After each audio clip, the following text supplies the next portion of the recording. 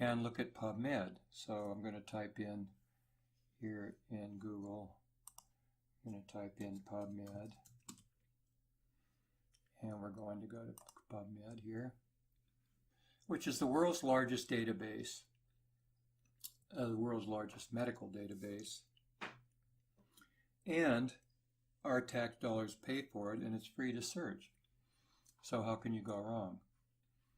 So here is the search box here, and you also have an advanced search box, which you can build a much more complicated search. You can add extra search terms, and it'll help you.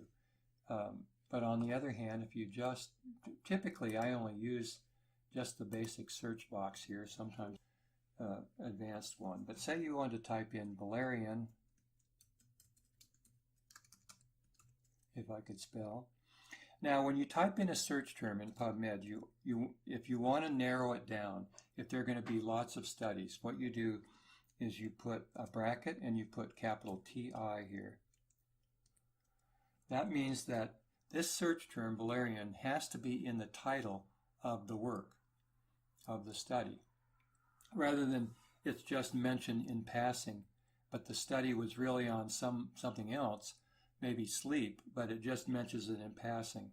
So you want it to be a main part of the article. And then there are 3 Boolean logic search terms that you use. And one is and it has to be in capital letters. You can also use or in capital letters, or you can use not. Not. Say you want the uses of valerian or something about valerian, you want studies, but you don't want it to be about sleep. You want it to be about other things like anxiety, for instance. But if you want to study it, okay, what articles are on valerian and sleep, then you simply put it this way. It's very easy. And you put TI in there again, and there you have a simple search statement. And you can just search. Now, you're seeing that you have 30 articles. And they're typically ordered by the most current first. So you're seeing 2018 here. There's 2017. So one article was performed on valerian, and a valerian cascade. I don't know what cascade is. That's not really an herb. Mixture promotes sleep by increasing non-rapid eye movement, non-REM, in rodent models. So they tell you right up front, this is an in vivo study, not a clinical trial. But we can click on that, and we can read the article, and we can also, here is the full text link. So if you want to get the full text article, you can click that, but it doesn't say free. Typically it will say free if it's free. But if it's Elsevier, which is one of the world's largest medical publishers, then you pretty well bet it's going to cost you. And in this case, here is the article. It's got the abstract again. It's got a few illustrations to tease you. And it's got some other recommended articles here which might be useful. And then you can check access. If you happen to be a UMass student, then you can likely get access to this article. So don't forget that if you're a student at a university, you can use your login credentials to get full text articles and to search databases like PubMed on their system, and then you can get free text articles. So otherwise, if you don't, then you have to check access here and see how much it's going to cost you. Well, I'm a ScienceDirect user, so I'll log in. And in this case, I still didn't get the full text article. Why didn't it tell me the price? Typically, it will tell you the price. Purchase here. Boy, they really make you work for it. And let's see. Yeah, okay, there you are, $36. So I don't want to buy it. I would try to get it on the UMass system if I could. And by the way, I want to mention that the UMass librarian, science librarian, and I'm going to send you a memo on that, and a link and a phone number, because she contacted me even about, I don't know, 2 weeks ago, and told me that she's really interested in helping in any way she can any of you that need help searching for articles, searching strategies, finding other sources of information, and so forth. So it's all available at UMass. If you are an enrolled student, you should be able to call her and ask her any questions. And you can also email me and ask me questions, but she's there to help, and she has deeper knowledge of the library, certainly, than I do, and what's available locally.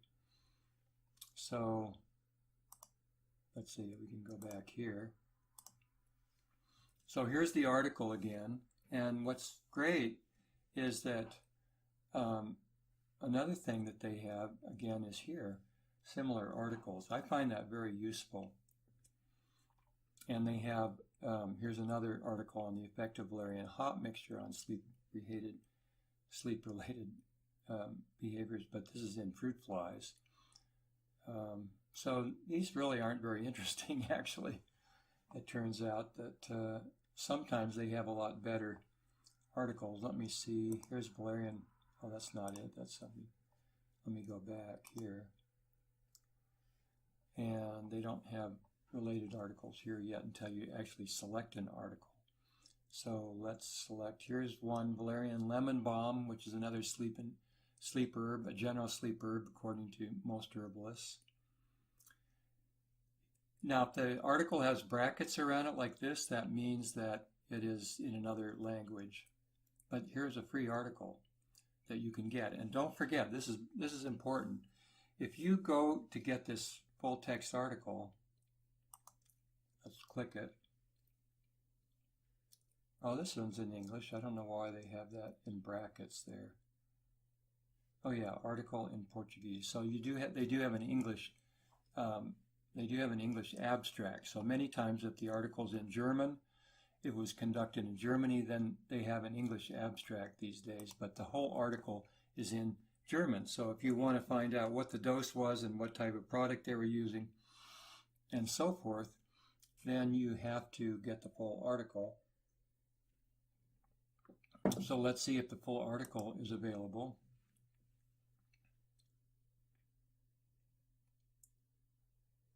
And the beauty nowadays, okay, here's maybe the PDF we're going to get. But actually, okay, here it is. Download the PDF file. So it's downloading it pretty fast. And there it is. So as you can see, it's all, here's the English abstract, but then the rest of it is in Portuguese. So, but that isn't going to stop us these days. Here is the material, so that means how they did the study. And so you can look here, let's see, Valeriana. I don't understand Portuguese, that's for sure, but here you can, for instance, get, say you're looking for the dose or whatever, you simply copy and you go to Google Chrome and go to Google Translator or Translate like that, and you select Portuguese, though I think it'll actually automatically do it, Portuguese. You enter the text, and here is the English version of it. So, how good is it? It's pretty darn good. So the authors concluded that neither the ethanolic extracts of valerian and aqueous extracts showed no objective or subjective measures of insomnia. Melaponics appeared to have a mild effect on insomnia, but the results were contradictory. The side effects were scarce and in general mild and similar, probably they're going to say, to placebo.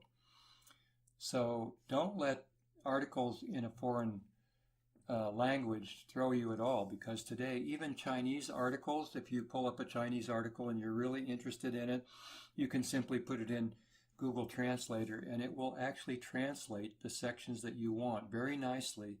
It's readable nowadays, and you can read the article or you can get the information that you're looking for from the article. So that's pretty outstanding nowadays. Then you can just, it opens it up automatically to a PDF and you can save the PDF and organize it there. So let's get out of this article here.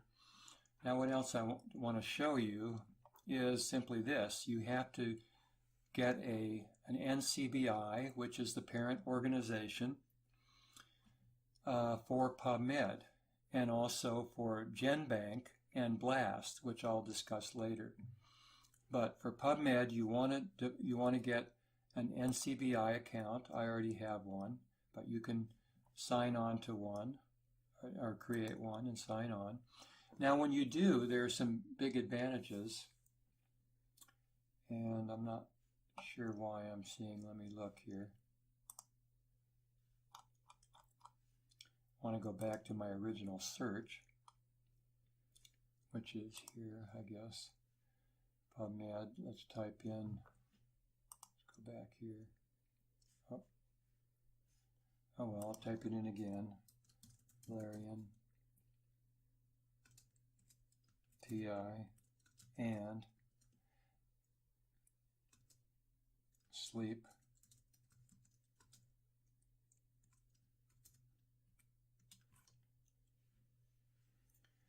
Now the last thing I need to show you about Pubmed, well, besides I want to show you the use of the word or as a Boolean search term.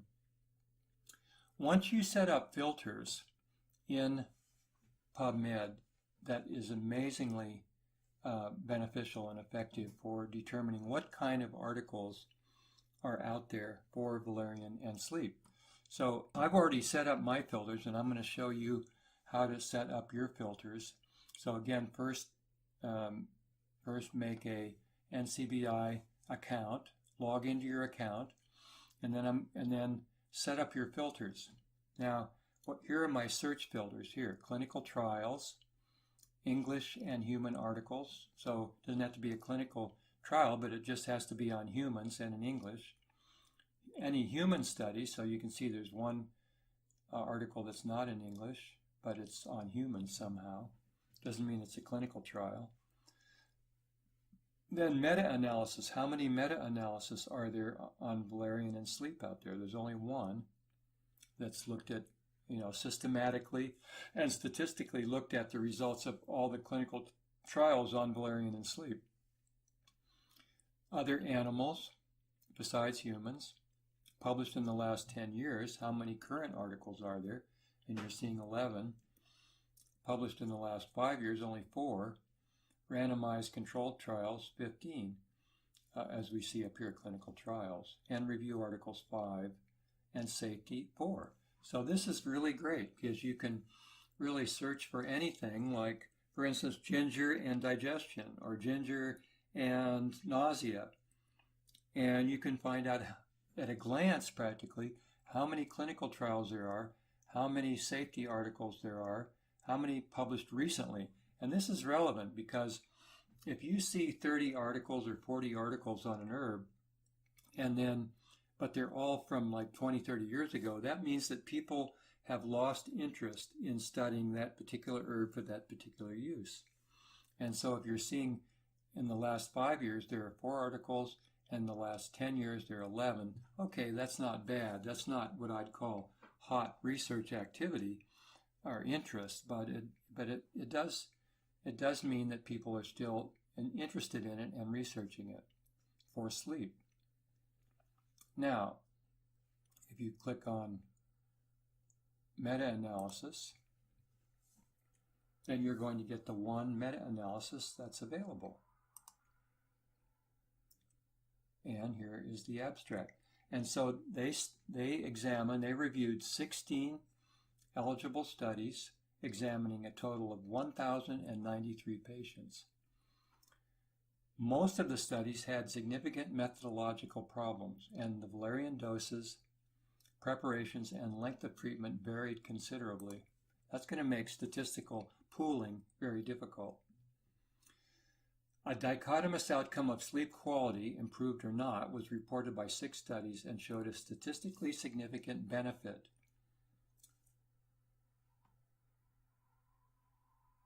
But there was evidence of publication bias in this summary measure. The available evidence suggests that valerian might improve sleep quality without producing side effects. But of course, they always say more studies are needed and more high-quality studies with more people. But this is pretty significant. 1,000 patients and 16 eligible studies were available, and this is pretty good. Relative risk of improved sleep, 1.8, so that's pretty strong. And then the confidence interval isn't huge, but that's significant evidence that valerian can be useful for improving sleep. So this is kind of like the bottom line, isn't it? And then you're noticing up for all those studies. But then if meta-analysis or systematic reviews are available, then I would go to those first. Why not?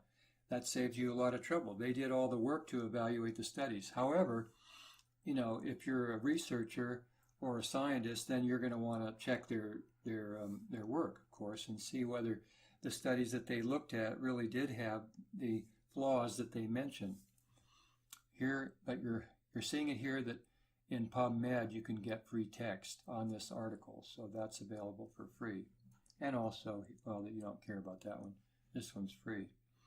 So that's all quite useful, and it really shows you how to get into the scientific literature. Now, if you're studying valerian or valeriana,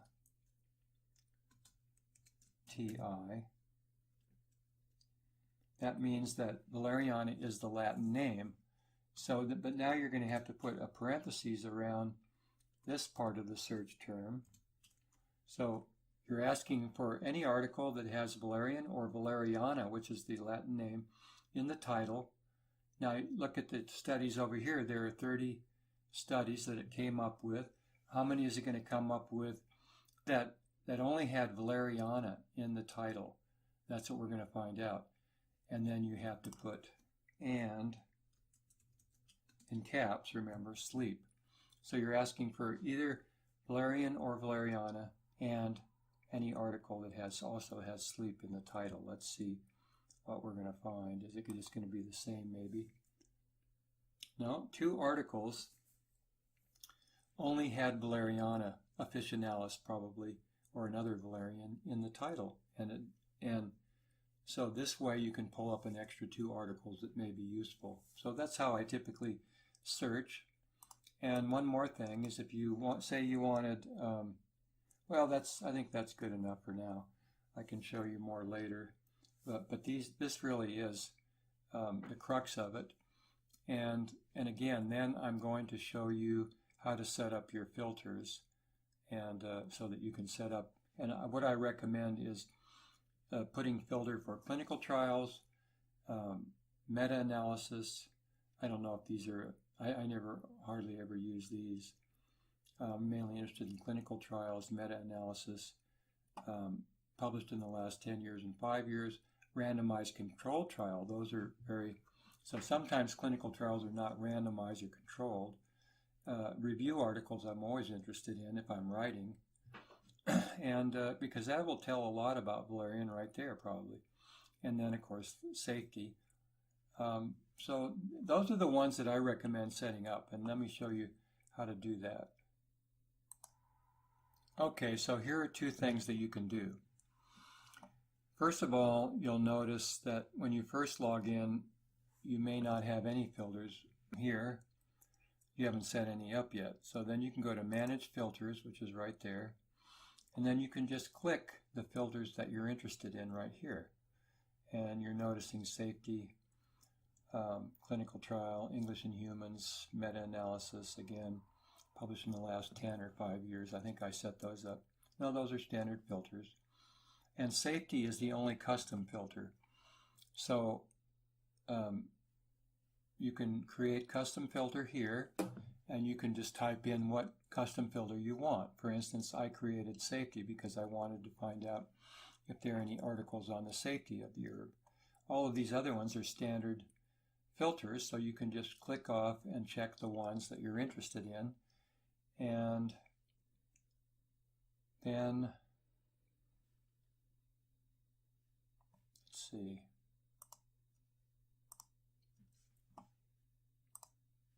You also have filters help here, so you can click that if you have trouble.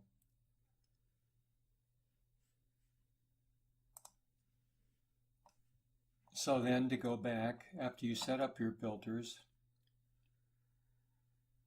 here's another filter area here, which has further options, but then you can just go back, I think. I don't see any area to save here. So I think once you set them up, you just go back. You can go, probably to be safe, you could go to My NCBI. And then this is another page which has other information about your account. But I would just go, you might try going back and see if it saves your filters. I don't see any dialog button to save. Or you can just go back to My NCBI, or go back to your account here. That isn't taking you back to the sleep results. You have to just go to the back button to get back to the sleep results, I guess.